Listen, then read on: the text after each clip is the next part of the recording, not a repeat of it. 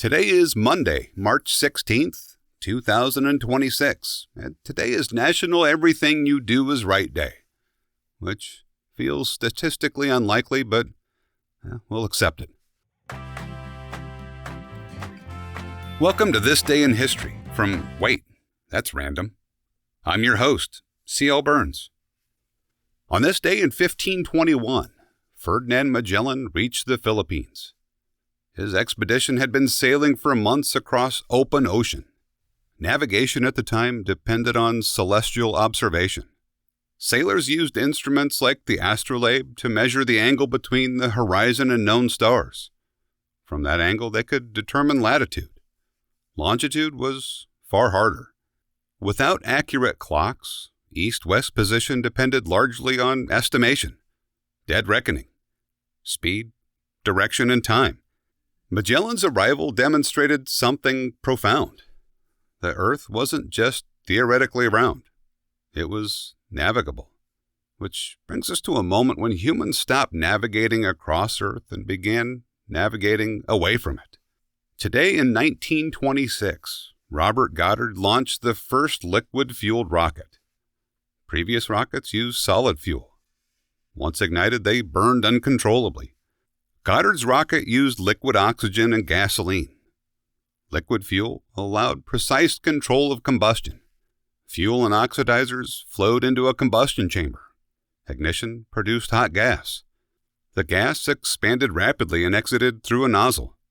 The nozzle shaped the expanding gas into directed thrust. This thrust pushed the rocket upward. The rocket rose only 41 feet, but the mechanism worked. Which brings us to something that had been moving above Earth long before humans understood it. On this date in 1986, Halley's Comet made its closest approach to the Sun during its modern observed cycle. Comets follow predictable elliptical orbits. Halley's Comet returns approximately every 76 years.